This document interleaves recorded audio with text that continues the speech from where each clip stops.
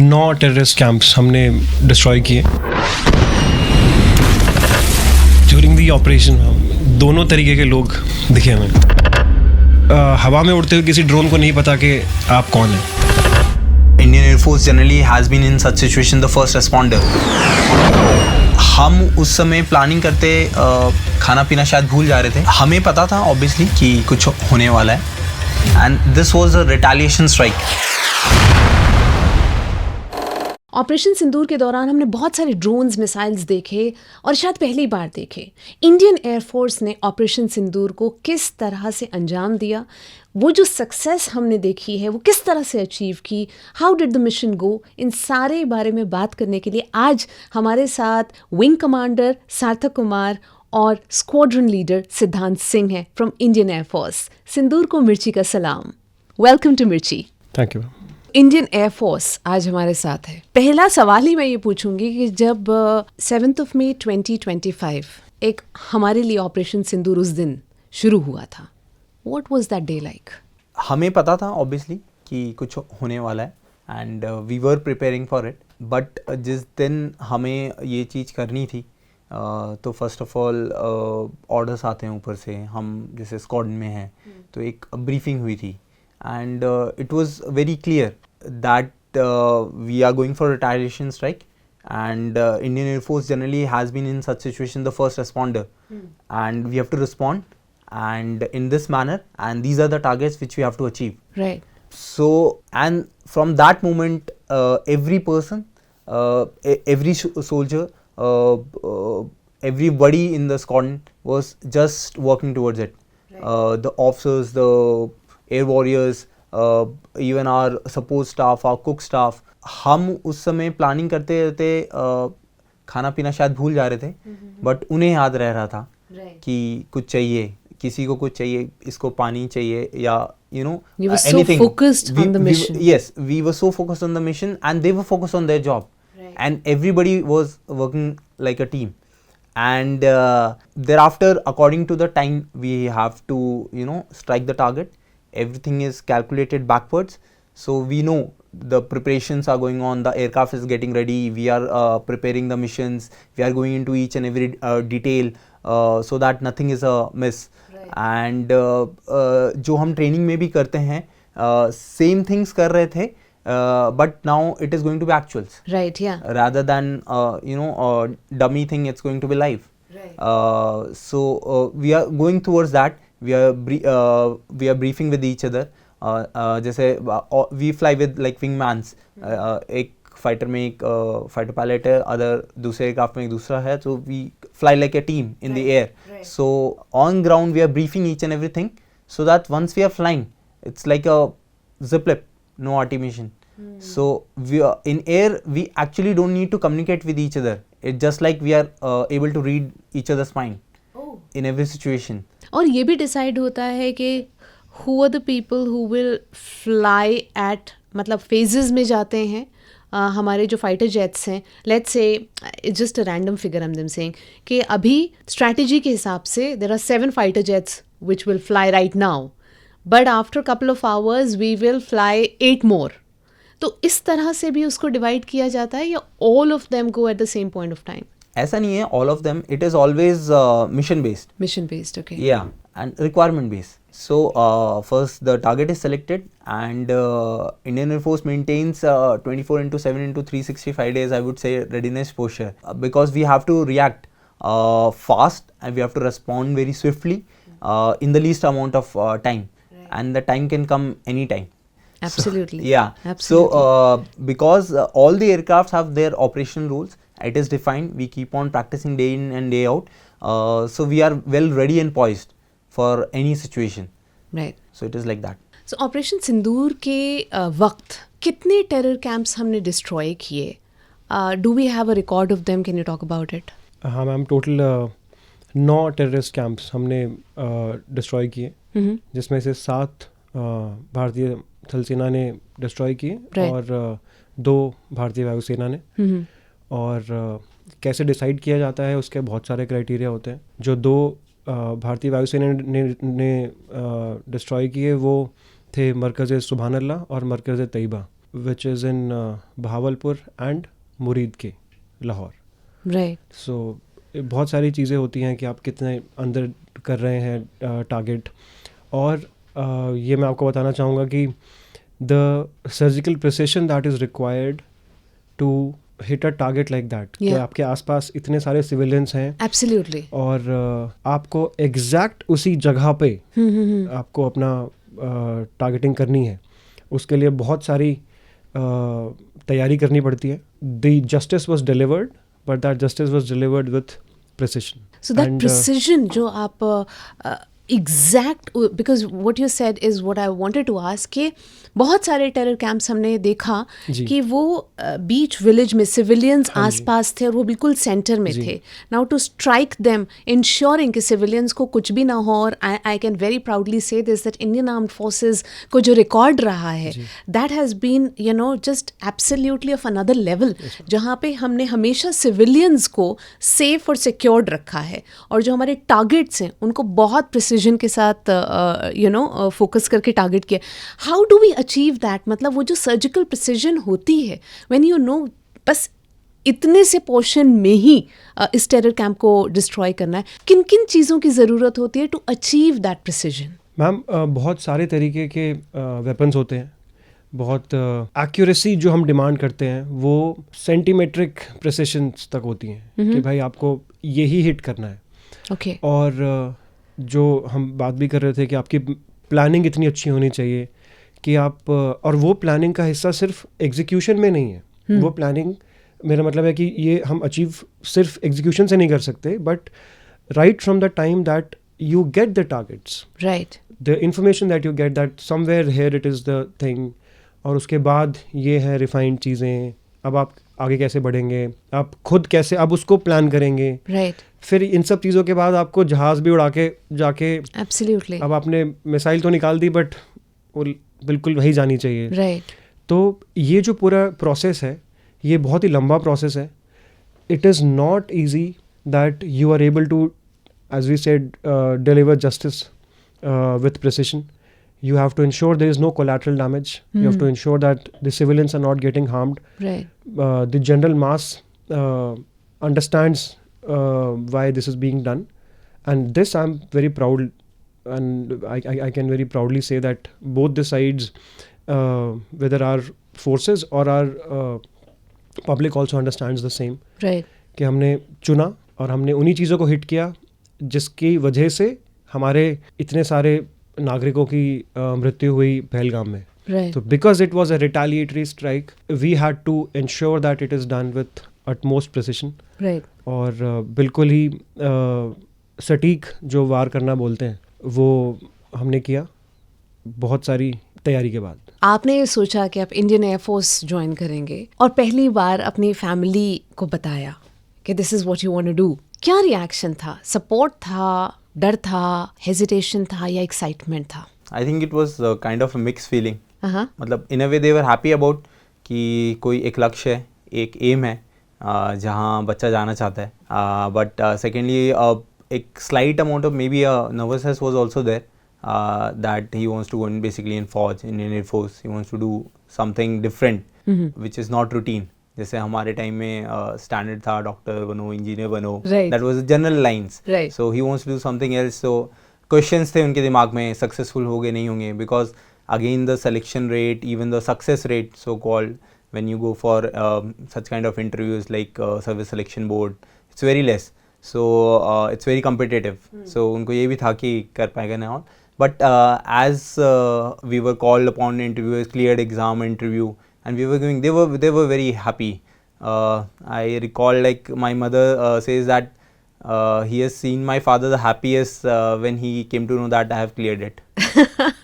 लेकिन वो पहला मोमेंट आपको याद है जब आप के अंदर एक आवाज़ आई थी कि मुझे एयरफोर्स ज्वाइन करना है? आप कितने छोटे थे, कितने बड़े थे? Actually I was quite young. मतलब शायद मैं सेकेंड थर्ड स्टैंडर्ड में रहा हूँगा. Okay. और I have seen a fighter plane and roaring in the sky. So that feeling, that thunder, I think that came into subconscious mind that I have to maybe become one. तो क्या class 2 class 3 तो आपके सारे toys fighter planes वगैरह होते थे या फिर वो कागज का बनाया जाता था और उड़ाया जाता था? तब तो कागज का ही बनता था. राइट. How about you? कौन सी उम्र थी जब पहली बार ऐसा लगा कि एयरफोर्स से ज्वाइन करना है? I was very young. हाँ. My father's in the Air Force. Okay. He's a junior warrant officer. He's retired after 38 years of service. And I've grown around the aircraft always. And as far as the motivation to join Air Force is concerned, my biggest motivation was my mother and my father both. Okay. So हम लेह में रहते थे ma'am. Okay. My father was posted there. I was 2-3 probably. And उस time पे वहाँ पे MiG-21 aircraft आते थे. Okay. Back in 94, 95. And looking at them, my mother used to tell me कि ये भी किसी माँ का ही बेटा है जो अकेला पूरा आसमान फाड़ देता है. Oh my So that is something which struck with me. It just stuck to my conscience. And if at all I wanted to do something, it was to do this and nothing else. As far as the process to go, the entire process to achieve it is concerned, yes, there has to be a name. And we have to work towards it. बहुत सारी चीज़ें होती हैं बीच में कि you get a lot of hassles, there's a lot of problems which come in between. लेकिन somewhere it ends up shaping you. And yes, selection rate is tough, but you need just one seat. So you have to get it. Right.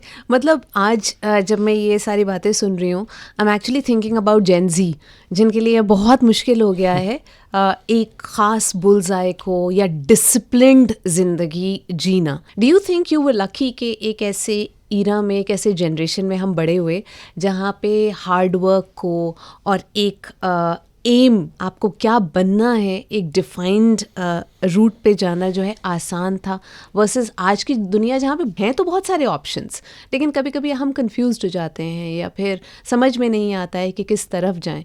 और discipline, जिस discipline की हम बात करते हैं, और आज जब हम अपने आर्म फोर्सेस को देखते हैं और उनका डिसिप्लिन देखते हैं तो लगता है वाओ. लेकिन उस ज़िंदगी से गुज़रना, उस डिसिप्लिन से गुज़रना आसान तो नहीं होता है.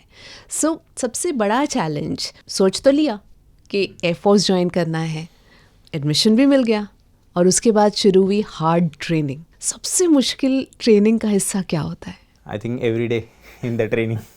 हाँ, हर दिन कैसा होता है ट्रेनिंग का? कितने बजे शुरू होता है? जनरली जब हम अकेडमी में होते हैं, we are both from National Defence Academy, तो it starts very early, say like 4 o'clock, 5 o'clock in the morning, and then आपकी drills होती हैं, like you go for drill, you go for PT, you go for basically physical training, or maybe you go for equitation like horse riding.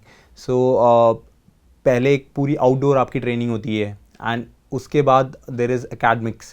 So after a very rigorous training period, you have your breakfast.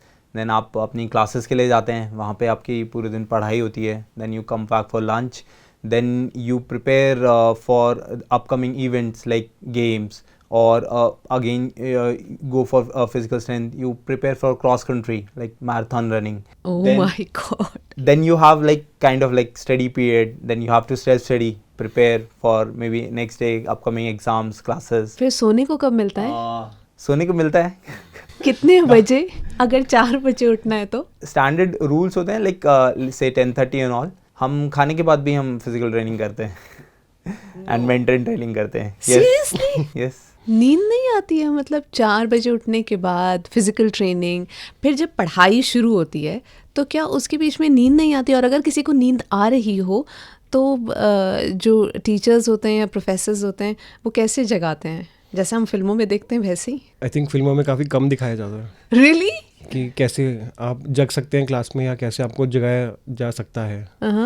तो India जाने से पहले सब सोचते हैं कि I will join India to run away from studies. But then you reach India and you realise you running also and you studying also.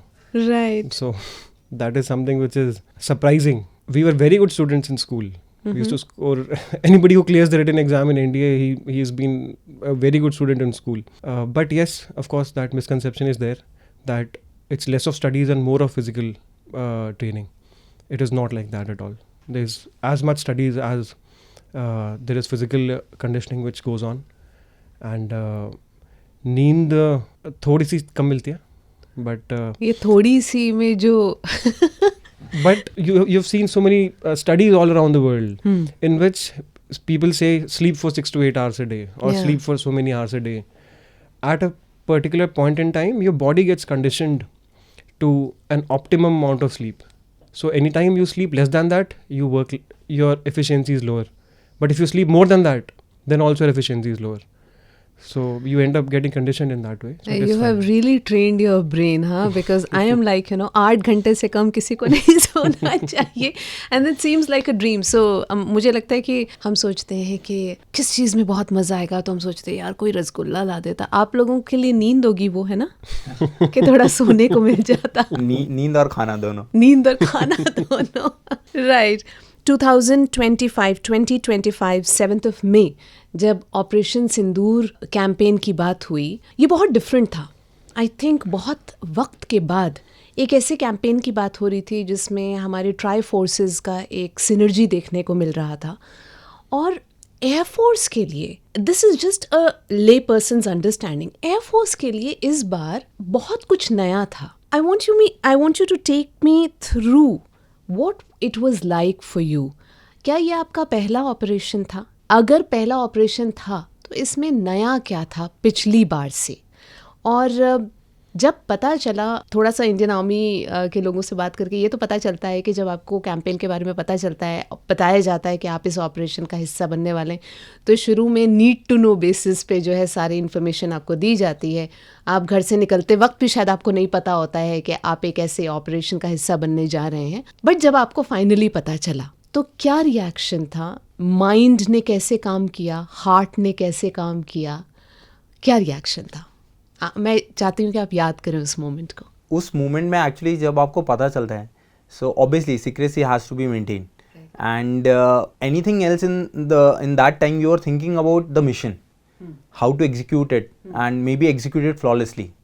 सो उस समय दिमाग में सिर्फ ये चल रहा होता है कि what can maybe go wrong and what are the maybe 1000 possibilities, and you have to address each and every one of that. Right. So that the mission goes through. It is only in hindsight and later that you realize that you have been part of something so big, maybe. Like after that it's very proud and humbling feeling.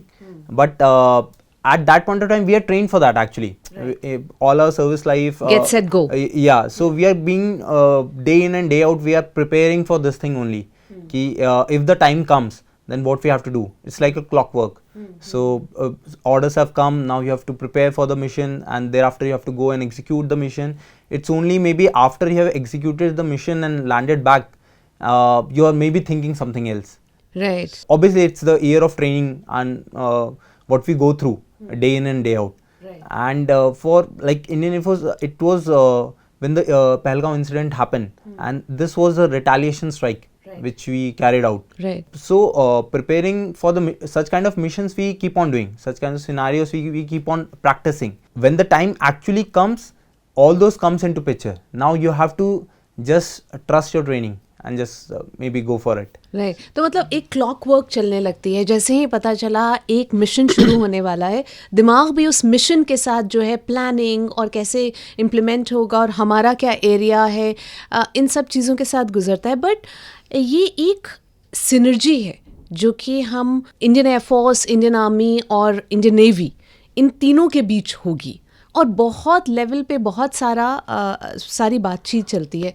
If I ask you what was your set of responsibilities, आपका area का क्या था जिसको आपको manage करना था?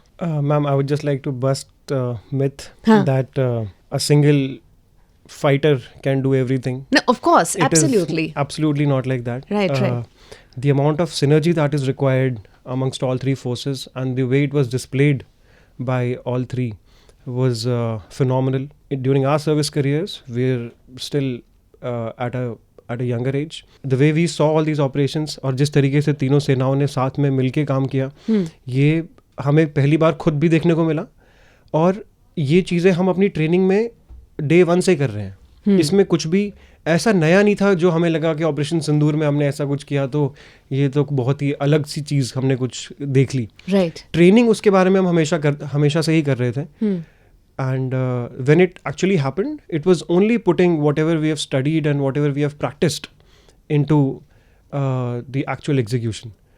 Or apart from individual braveries that get highlighted after such an incident, I would really like to put it on record that the way things like transparency, information sharing, all the battle space management which is done, all three services working together, deciding on a common name, everybody putting their resources together, ये बहुत ही flawlessly execute किया गया. And तीनों forces ने बहुत ही all three forces did what they are supposed to do. Yeah. So that is your job, and it becomes a way of life because your job becomes your life after a particular time. Right. लेकिन जब आप training कर रहे हैं उसके बारे में, तो मे बी आपके लिए नया नहीं था, लेकिन हर हिंदुस्तानी उसने उसको देखा है. जी.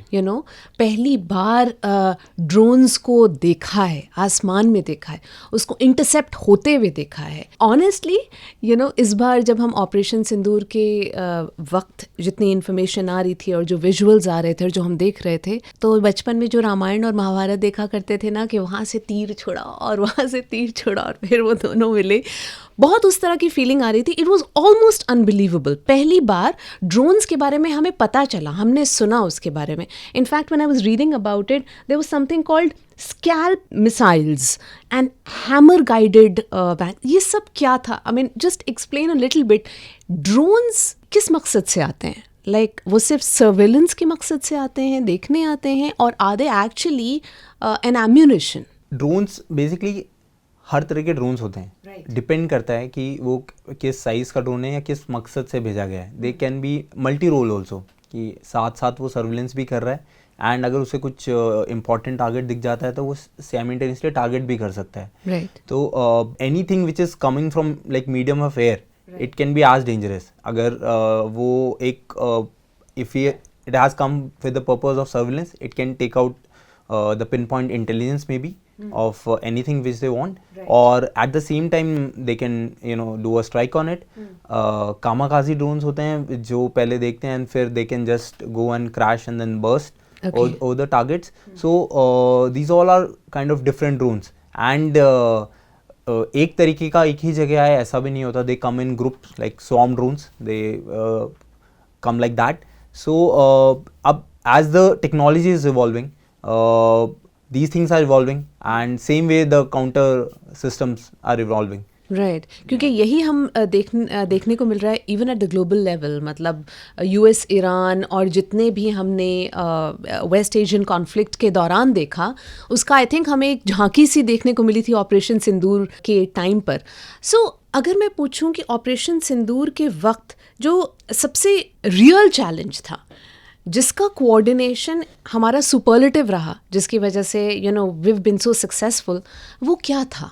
The conflicts that you mentioned, आप देख रहे हैं वो चली जा रही हैं. Right. The same thing our chief also said, that how do you reach a conflict termination criteria that within this much time and with the resources that you have, careful selection, you end the conflict. It is so easy to go on, and it is so easy for the war to not end.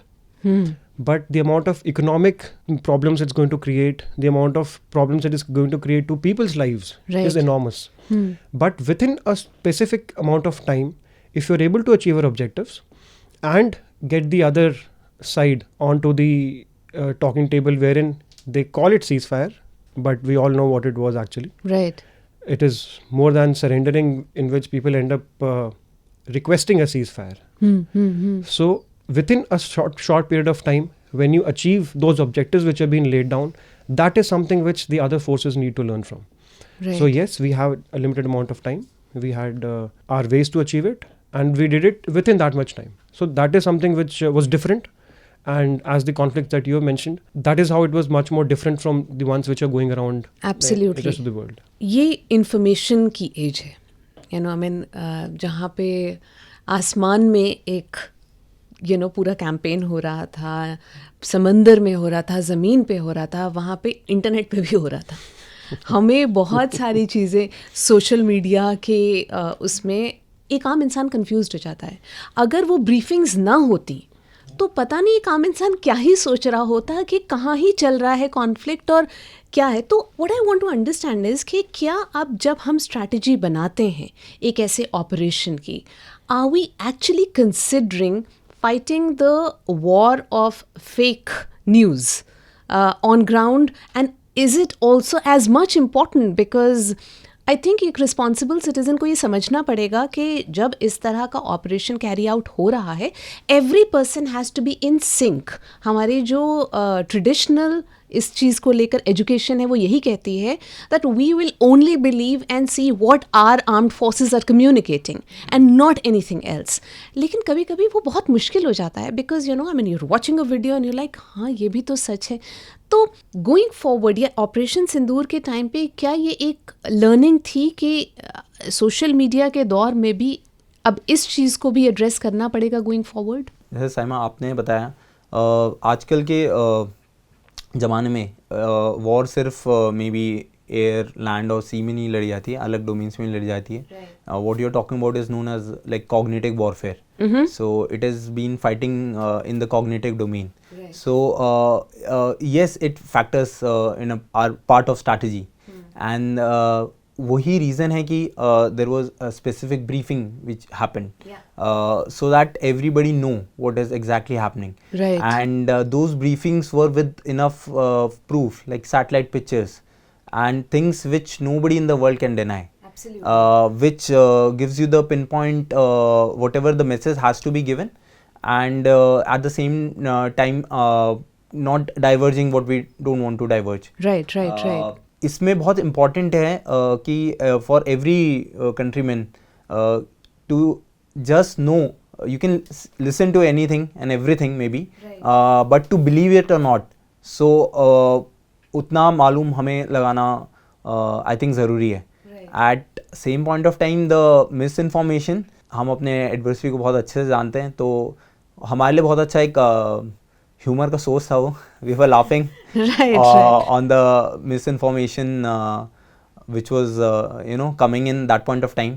And especially in forces we follow a closed loop system, so we get orders, we execute things, we say mission report, so generally we are aware what is happening. So when the fake news comes and all, we listen to, though during the operation we have very least amount of time to listen to all these things, but whenever we used to have a good laugh on those things.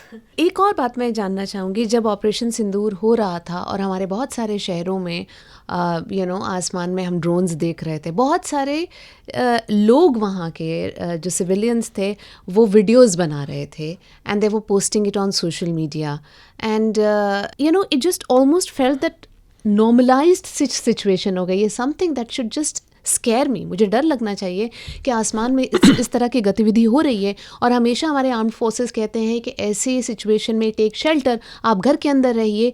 लोग बाहर खड़े होके video बना रहे थे और social media पे डाल रहे थे. Is there anything that you want to tell them कि जब इस तरह से एक हम जानते हैं कि एक ऑपरेशन जो है चल रहा है, उस दौरान एक आम नागरिक को उसकी क्या जिम्मेदारी होती है, अगर हम इस बारे में बात करें तो? ड्यूरिंग दी ऑपरेशन दोनों तरीके के लोग दिखे हमें. एक जैसे आपने बोले, एक जो रिस्पॉन्सिबल सिटीजन्स भी थे जी. सो द फर्स्ट पार्ट, जब भी कुछ ऐसा ऑपरेशन अनाउंस होता है, आपने देखा होगा उससे पहले भी मॉक ड्रिल्स हुई थी. Right. Everybody was educated right कि what is to be done अगर कुछ ऐसे सिचुएशन होती है तो. राइट. तो जितने भी सरकार द्वारा ये एडवाइजरी दी गई थी, अगर हम उनको फॉलो नहीं करेंगे तो हमारी जान को खतरा है. अगर आप किसी ड्रोन को या किसी ऐसे उड़ते हुए किसी भी ऑब्जेक्ट को आप अपने मोबाइल फ़ोन से शूट कर पा रहे हैं, तो इसका मतलब है कि वो भी आपको शूट कर सकता है. राइट. तो आपको इस बात का ध्यान रखना है कि आप इसके पास ना जाएं, आप उनसे दूरी बनाए रखें. जो आपको सलाह दी गई है सरकार की तरफ से, फ़ौज की तरफ से, कि आप दूर रहिए, आप इन सब चीज़ों के आसपास ना आइए, क्योंकि हवा में उड़ते हुए किसी ड्रोन को नहीं पता कि आप कौन हैं. आप फौजी हैं, आप फौजी नहीं हैं, एब्सोल्युटली, आप भारतीय सेना नहीं है जो ये बता सके. राइट. तो you have to be very very careful. आपको अपनी सेफ्टी बना के रखनी है. और इसी के साथ मैं ये भी बताना चाहूँगा कि ऐसे बहुत सारे लोग और ऐसे बहुत सारे इंसिडेंट्स भी सामने आए जब भारतीय नागरिक ने अपनी रिस्पॉन्सिबिलिटी को निभाते हुए फ़ौज की भी मदद की और अपना रोल भी निभाया।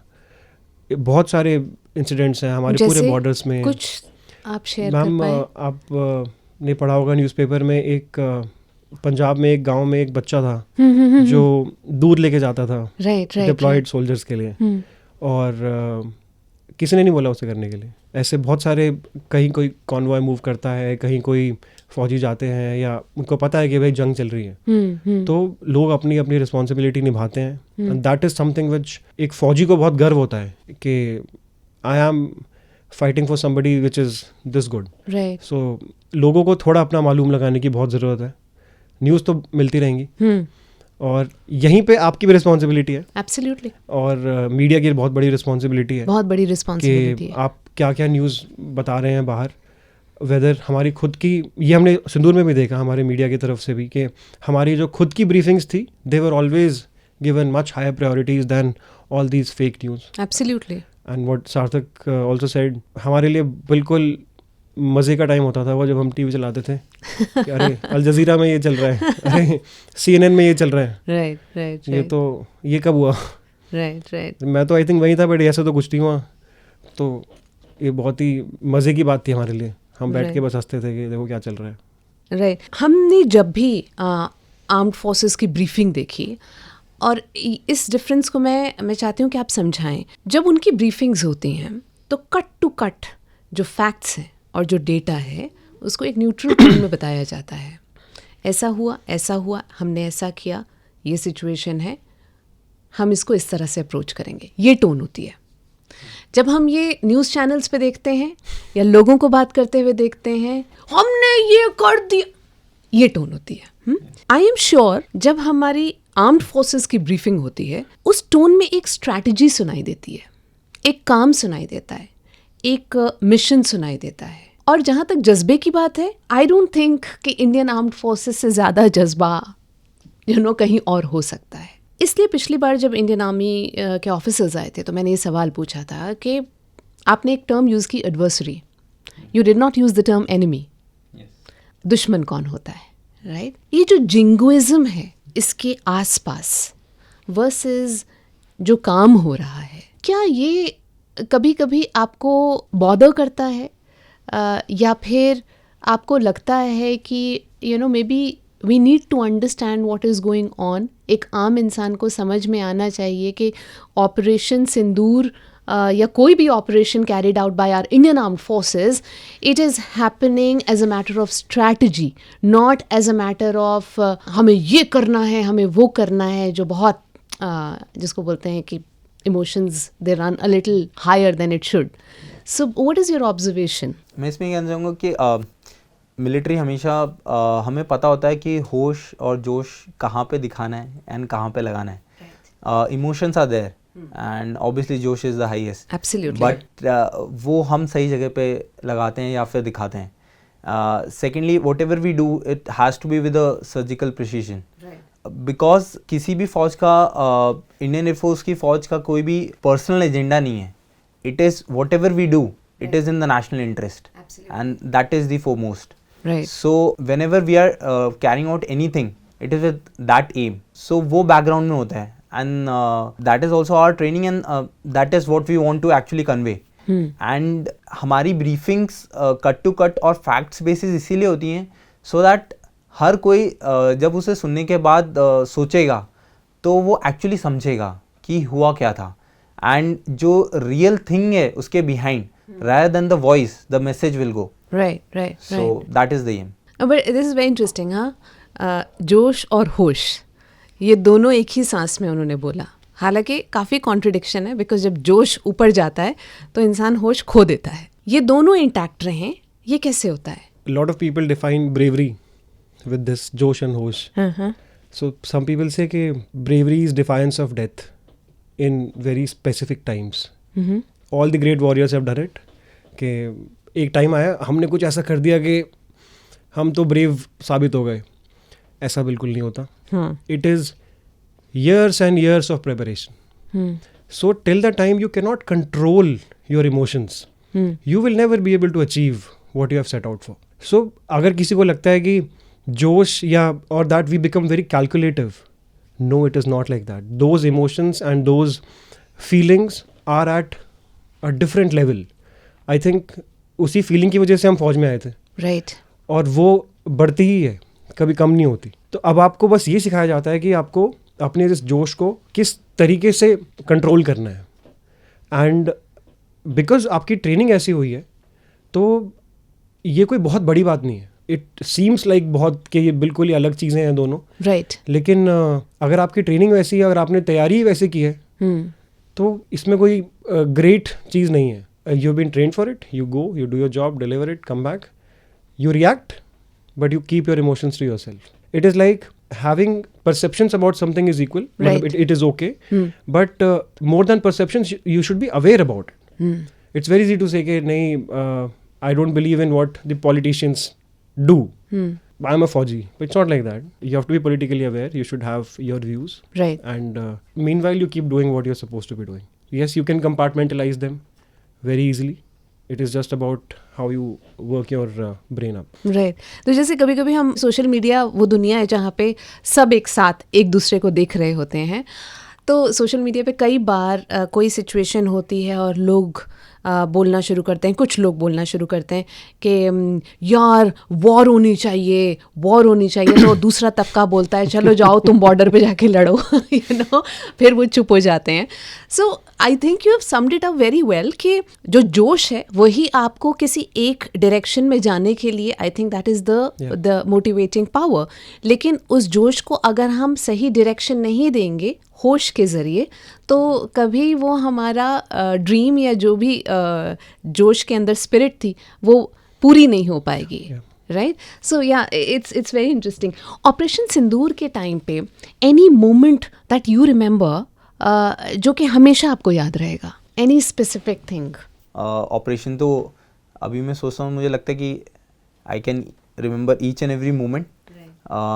But yes, to be able to participate in something and maybe execute, and the feeling that comes after you have landed and seen that the maybe the mission which you have gone for, or the target which you have gone for, you have achieved that. So I think nothing beats that feeling. जब आप वापस घर आते हैं, after Operation Sindoor, when you were back, what's the kind of reaction that you got from your friends या फिर family या फिर मोहल्ला? एक्चुअली तो तब सिंक इन होता है कि आप घर आ गए हो. राइट. अभी घर पे मतलब ऑफिस में का सारा काम आप छोड़ के आ गए हो. Now you are back home, and the welcome that we get और what we got, I think it is after that I understood that it was something big. Right. But it did not make a difference 5 minutes after it happened. But at that time, I remember my mom getting a cake, Op Sindoor themed cake.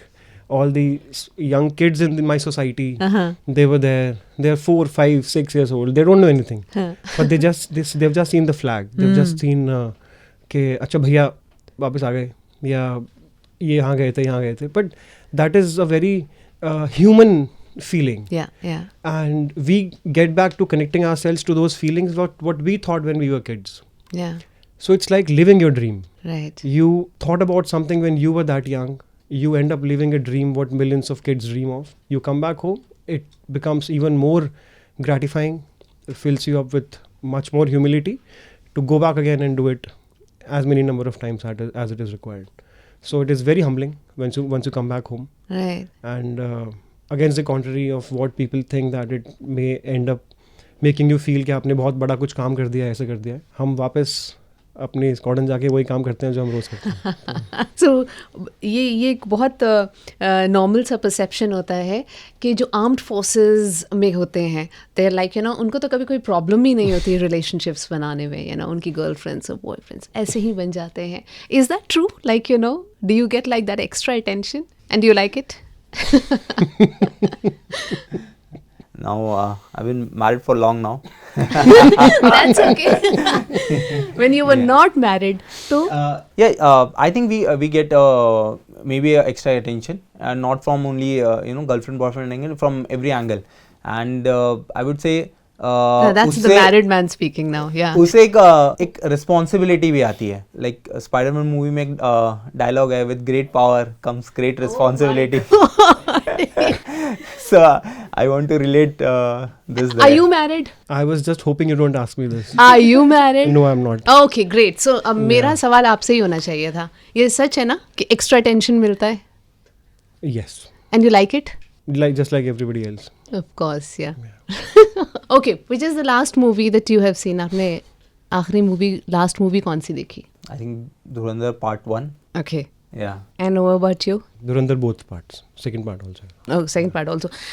जितनी फिल्में हमारे Indian armed forces पे बनी हैं, Indian air force पे बनी हैं, सबसे ज़्यादा close to how it is कौन सी है? आपने कोई ऐसी फिल्म देखी है? I think बहुत ही एक पुरानी मूवी है, Agnipankh. I think it is quite close. Wow, वो आपको आपके एकेडमी में दिखाई गई थी या आपने खुद देखी? वो मैंने खुद देखी थी, I think. अच्छा. Yeah, but I think that's very close. Okay. How about you? Ma'am एक मूवी थी अमरीश पुरी की, विजेता. विजेता, yes. Angad was the cadet. Right. That is something which we remember. And उसके बाद yes, there have been a lot of movies. लेकिन that was something which is very very close to what an academy life is or what a pilot goes through. बाकी फौज में आके तो बहुत सारी, कि उसके बाद क्या होता है कि बहुत सारी मूवीज़ हैं Right. which of course get curtailed क्योंकि बहुत सारी चीज़ें आप नहीं दिखा सकते. Right. लेकिन विजेता was one movie which was very close. और वैसे फिल्मों में आके ड्रामा का क्वेश्चन तो वैसे ही बहुत हाई हो जाता है, लेकिन ऐसा होता है क्या कि पहले तो चिट्ठियाँ आती थी तो बहुत ज़्यादा इमोशंस होते थे, अब क्या व्हाट्सएप मैसेजेस आते हैं? और लगातार आते हैं. And this I wanted to ask, when you go into an operation like an operation Sindoor, आपके मोबाइल फोन्स क्या स्मार्टफोन्स होते हैं, क्या आपको मैसेजेस आ सकते हैं या फोन्स ही ले लिए जाते हैं, कैसे होता है? It is not that ले लिए आते हैं, but because security is the prime thing and secrecy maintain करनी है. Right. जनरली हम जब इस एनवायरनमेंट में होते हैं, we don't use it, we don't use smartphone. And उस समय एज सच हमें कोई डिस्ट्रैक्शन नहीं चाहिए होते हैं. Right. We want to be focused on what are we working on. हमारा बेसिक जो कम्युनिकेशन है अपने घर से, it may not happen depending on the situation. Right. Right. Yeah, Right. because उस समय सिर्फ हमारा जो मिशन है, हमारा जो लक्ष्य है, वो इतना ज़रूरी है कि बाकी चीज़ आई थिंक मैटर नहीं करती हैं. And as a person also we don't feel कि वो यू नो एक्सेसिबिलिटी नहीं है हमारे पास या वो गैजेट हमारे हाथ में नहीं है. We don't feel maybe that need in that hour. कभी आसमान में ऐसी सिचुएशन हुई है जहाँ पे यू वर लाइक अब क्या करना है, you had to like think on your feet कि अब इस सिचुएशन में I will have to decide, I will have to take a call? कोई ऐसी situation, take us through that. The glamour ends when the cockpit closes. Okay, nice. Okay. So the moment you're inside it, you're on your own. And ma'am cockpit में करने के लिए इतनी सारी चीज़ें हैं, इतनी सारे switches हैं, computers हैं, Right. कि आपको उसके बारे में पढ़ाई पहले से ही करके रखी होनी चाहिए. Right. I'm talking like a very layman, but I बिल्कुल. think that will connect better. Absolutely, yeah. कि इतनी सारी चीज़ें हैं करने के लिए cockpit में कि आपके पास बाकी चीज़ें सोचने का टाइम नहीं है. Right. और ये मैं आपको बहुत ही दावे से कह सकता हूँ कि एनी फाइटर पायलट और for that matter any aviator, the moment he is in the cockpit, every day that he goes in the cockpit, it is the same for him. And the same means different. Right. Because you are encountering a different situation every day. You have read about it, you have studied about it, you have prepared for it. Right. लेकिन हवा में वैसी चीज़ें नहीं होने वाली. It may be something different for sure. And you're prepared for it on ground, so you end up reacting.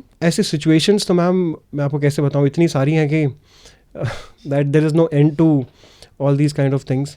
लेकिन but जैसा हम देखते हैं फिल्मों में कि आपका एयरक्राफ्ट है और दुश्मन के एयरक्राफ्ट जो हैं वो साइड से आ रहे हैं और आपको यू नो एकदम से निकलना है. एंड ऑफ कोर्स फिल्में हमेशा उसी सिचुएशन में बनती, बट ऐसा होता है क्या, सच में होता है? हाँ मैम बिल्कुल इट इज़. लेकिन आई वुड नॉट मतलब मैं मज़े वाली बात नहीं ले जाना चाहूँगा इसलिए. लेकिन हम ना ये सब रोज़ करते हैं. जो आप क्लोज पासेस की बात कर रहे हैं या आप ये देख रहे हैं कि इतने आसपास से निकल गए और अलग ही लग गया होगा. राइट. वो रोज़ ही होता है. तो जब वो कुछ असली में होता है तो लगता है कि हाँ ठीक है, the only difference is that it's happening for real. It's happening it's as real in training as well. Oh, okay. It's just that you will come back and debrief about it. In real world, that person may not be able to get debriefed. Right. So- Right. So Okay. that is what every combat sortie that you fly or every bombing sortie that you fly, सब कुछ training का part है. सब में बहुत मज़ा आता है. आप अगर मुझे किसी लेमैन को बताना है तो when you fire a bomb, आप अपना बॉम्ब फायर करके खुद देखना चाहें कि अरे बॉम्ब कहाँ लगा, कैसे फटा. क्योंकि जब तक नहीं फटा था तब तक तो आराम से प्यारा सा लगा होता जहाज पे. Right. जब वो फटता है तो आप देखते हैं कि कितना बड़ा इम्पैक्ट हो सकता है या क्या. ट्रेनिंग के दौरान मैं बात कर रहा हूँ. तो ये बहुत ही मज़े वाली बात है जो आप पूछ रहे हैं कि अपने पास से निकल गए या बम फट गया या ऐसे हो गया. Yeah. Just like every child we are the same in the cockpit कि मज़ा आ गया, ये तो बहुत अच्छा लग रहा है. तो every sort is like that. Right. एक आम नागरिक को ऐसा लगता है कि जब भी हमारा कोई जवान एक मिशन पे निकल रहा होता है तो वो मौत का कफन बांध के अपने सर पे निकलता है और उसको नहीं पता होता. अब मैं बहुत फिल्मी अंदाज में ही बात कर रही हूँ क्योंकि हमें भी वैसे ही सुनाई देता है. उसको नहीं पता होता कि वो लौटेगा या नहीं लौटेगा. फिर वो अपनी फैमिली को एक इमोशनल गुड बाय बोलता है. ऐसा ही होता है या फिर you know what is going on in your mind? आप क्या सोच रहे होते हैं जब आपको पता होता है आपको एक ऑपरेशन पे निकलना है? तो एक्चुअली में जैसा पहले भी बताएं, when you are going for an operation, your mind, your body, everything is trained. It's like a clockwork. You're just thinking about executing that mission. And personally ये है कि when you sit in the cockpit of a fighter aircraft, when the engines started, actually all the noise, I would say, gets decluttered. It gets shut.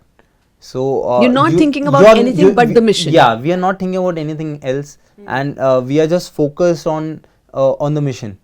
And like personally we जब भी for everyday sortie, whenever I sit in the cockpit, I take a pause of say like 15 seconds maybe, just take a deep breath, and by the training and all, you have cut off your mind, and now anything happening in the air, rather than instinctively reacting, you are actually responding. Because you maybe have thought about it. Continuously जो बोलते हैं हम OODA loop बोलते हैं, observe, orient, decide and act. You are in those stages, maybe jumping stages or going in that circle, calibrating, recalibrating your response, and you're just doing it. And the situation may be different. Things may be keep on changing. When you are flying a fighter jet, it's changed at very fast pace. बहुत जल्दी चीज़ें बदल रही होती हैं, but you have been train for that. And अगर कोई नई सिचुएशन भी आ रही है तो उसको कैसे एनालाइज करके और उसमें से उस पॉसिबल टाइम में what is the best possible action जो आपको लेना है, that is the job of fighter pilot. And we keep on maybe doing that and not thinking about maybe anything else. Yeah. Right. But it is a high stress job. मतलब at that point of time जब आपके दिमाग को इतनी सारी चीज़ें करनी हैं तो, और आप इंसान हैं, तो कभी कभी जैसे हम लोग बैठ के बात करते हैं, you have your good days and you have your bad days.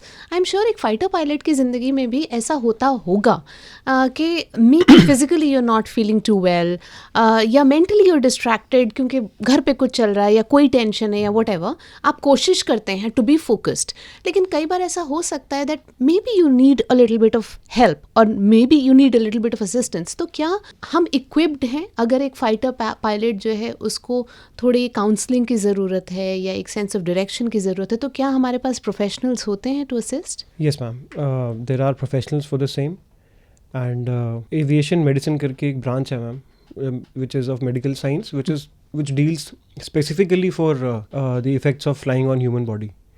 So we have specialist doctors for that. Our medical branch is very well equipped to handle any of these kind of situations, and generally they take care of everybody in the forge or in the Air Force. But as far as flying is concerned, हर एक fighter squadron के एक अपने doctor होते हैं. वो squadron का उतने ही important part है जितना कि एक पायलट है. राइट. तो वो सबका ध्यान रखते हैं कि ये फिट है नहीं है, ये उड़ सकता है नहीं उड़ सकता. हर रोज सुबह you have to certify, or the doctor has to certify that he's fit to fly or not fit to fly, whether it is physical or mental, any kind of issues. There are not only the doctors in squadron, but even as we rise through the years in a squadron, there are supervisors, there are senior supervisors, flight commanders, commanding officers. So the amount of transparency that exists, because you are in a profession which demands utmost dedication. Right. So there may be situations जब आपको ज़रूरत पड़ी है किसी चीज़ की, या घर पे नहीं है कुछ ठीक. फौज जितना अकोमोडेटिव और कोई ऑर्गेनाइजेशन नहीं है मैम, कि जब फौज चाहती है कि आप काम करें तो आप अपना 100% 200% देते हैं, लेकिन जब आपको ज़रूरत है फौज से कि भाई ये मेरी पर्सनल रिक्वायरमेंट है, फौज will give U double that. कि भाई नहीं, आप कोई अभी ज़रूरत है, आप घर जाइए, आप ये करिए, अपना प्रॉब्लम सॉल्व कीजिए, come back and again get back into flying. And before all of these things kick in, this a thing called neuroplasticity. Okay. So you end up growing up from that age. You're 20, 21, now that we are in our 30s now. आप सोचिए 10 साल से you can rewire your brain every single day that ये problem थी, analyse किया, solution bank, question, answers, take half the answers because that's all that you will remember, और बाकी अपने बैंक में डालिए. तो बिकॉज आप ये चीज़ रोज़ कर रहे हैं इतने साल से, तो आपके पास उस चीज़ से डील करने के तरीके हैं. Physically if you are not well, yes, you should not fly. Mentally, if you're not well, you have all the ways and means to deal with it. You can get counseled, you can seek help, and it is available in abundance. So that when you're going back to the cockpit, you're all free. Right. I am a radio presenter. मुझे जब अपने mic के पहले जो है mood में आना होता है, I listen to like my favorite song, or I listen to a song and then I talk to myself and I get into the groove. When you are, you know, kind of maybe reconnecting with yourself. और मैं आपको कोई option नहीं दे रही हूँ कि और कोई ऑप्शन नहीं है, लेकिन आपको अपना एक गाना पिक करना है जो आपको इधर रिलैक्स कर दे या प्रिपेयर कर दे, या वो एक एनर्जी होती है, you know, you like that space. Which is that song that is your buddy? एक आई थिंक एक ऑप्शन चूज करना मुश्किल है. 2 3 सॉन्ग सुनने से ज्यादा मुझे सॉन्ग सुनते तो भागना बहुत पसंद है. हाँ, ओके. तो it can be any song. So when you're running, you are listening to music. I listen to music, I run, and I may be thinking about something else. Right. So I think that is my way. तो आपके playlist में कौन कौन से गाने? To decompose. मेरी playlist में I think नए पुराने सारे गाने हैं, and like from good old love songs like from Pehla Nasha to you know maybe a latest track from Dhurandhar से, very high beat, high tempo, और few English songs also. So it's kind of a very mixed. Dhurandhar का कौन सा गाना है जो आपको बहुत अच्छा लगता है? जान से गुजरते हैं. it's a lovely song. Yeah. How about you? आपकी प्लेलिस्ट में कौन कौन से गाने हैं? What the kind of songs that you like? Ma'am, it is ranging from anywhere to anywhere. Just like any fighter pilot. Our from the Beatles to Dhurandhar, is it? Yes, ma'am. Probably even older than that. Maybe a Karan Aujla too? No. Okay. All right. Okay, but give me 2-3 songs जो आपको आज के अच्छे लगते हैं. I go back to my school, then I think जब भी met के गाने मुझे बहुत पसंद थे, और उससे पहले लक्ष्य के गाने बहुत पसंद थे. Right. And फौज ज्वाइन करने के बाद फाइटर के गाने बहुत पसंद थे. So that is one thing. I like the way you said गाने पसंद. So it ranges from anywhere to anywhere. There is no specific playlist. There's one song which I love, which is मैं हूँ. It was a promotional song which IF, it's not released by IF, some random YouTube channel released it. It is something which is very nice. And more than that, if you remember, there was this Mission Udan in 2002 where IF ran a program to make one of the civilians fly in a Su-30. I was in 5th standard, 6th standard. And उसमें गाना था जाबाज हम चले. वो जो गाना है ma'am, उसके कुछ लाइनें तो बहुत ही इतनी प्यारी हैं कि every time that you hear it, every single time it gives you goosebumps, and that's my preparation song. Oh, okay. That when I have to go for something very very demanding, then I always hum that in my mind, and I go for my missions. Last question to both of you. Operation Sindoor आपको हमेशा याद रहेगा for this reason. Fill in the blanks. For the reason that we could be a part of operation, and more so because बहुत कम ऐसा होता है ऐसे situation में, ऐसे ऑपरेशंस में, कि जो आप करने निकलते हैं आप वो 100% अचीव कर लेते हो, और जिस तरीके से चाहते हो आप वैसे अचीव कर लेते हो. Right. So I think that is the biggest feeling that will always remain with me. जो हमारा मकसद था उसको हमने हासिल किया है, और जिस तरीके से हम हासिल करना चाहते थे हमने वो किया है. Superb. I'll remember it for, I think, living my dream. That is what you set out for. And not just living it once. It's like tasting flight. You taste flight once and you will forever long to go back. आपने एक बार जहाज उड़ा लिया तो आपको मन करेगा मैं दोबारा उड़ा लूँ. अरे ये तो कम है, एक बार मतलब उड़ा लेता हूँ. तो ये एक एक्सपीरियंस एक ऐसा था मैम कि you lived your dream as a child, what you dreamt of, and more than that, it brings a feeling of humility and gratitude that you got a chance. Not everybody gets it. Whenever you get it, a very important reminder that you should tell yourself for other times in life as well, that बहुत सारी situations ऐसी होंगी where you don't have a second chance. You have to get it right. That is it. Wow. So that is what I'll remember it for.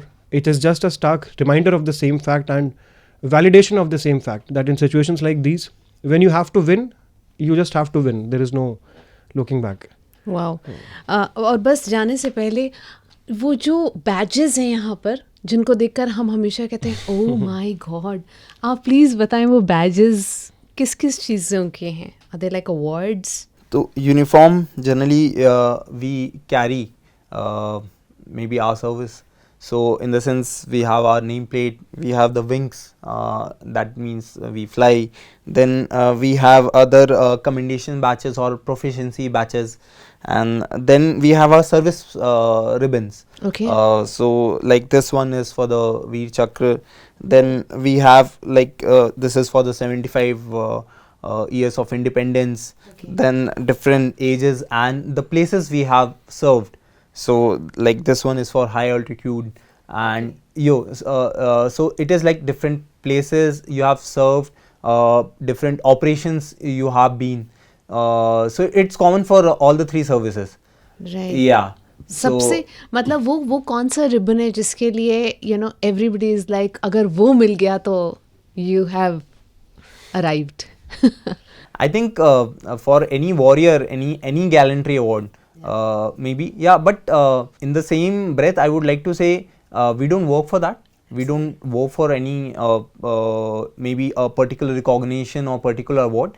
It's just the I think the parcel of the process, maybe one result of that process. But उससे ज़्यादा हमें खुशी तभी मिलती है जब I think हमारी family या हमारे दोस्त एंड अगर हम उनकी आंखों में देख पाते हैं कि वो गौरवान्वित फील करते हैं कि वो मे बी हमसे कनेक्टेड है, and I think that is beautiful is that. How beautiful is. You have one extra.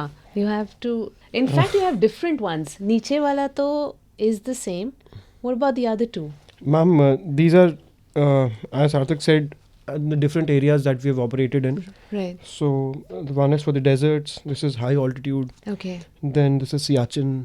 Okay. Then there's an Oprakshak, which is generally with the somewhere in the north insurgencies, and there's this General Service Medal, Okay. and the rest of all of them are commendation badges and are qualification badges. So Okay. we are very good friends from our training, because he was senior in NDA, but apart from that, we did a lot of courses together. Okay. So that's why when we had to do something big, it was easy for us. So. Lovely. Thank you so much. मैं I think हर हिंदुस्तानी का दिल जो है बहुत हमेशा एक ऐसे operation के बाद या फिर हमारे आर्म्ड फोर्सेस जब एक ब्रेवरी का डिस्प्ले करते हैं, एक आम हिंदुस्तानी का बस दिल करता है कि उससे जाके बोले थैंक यू सो मच.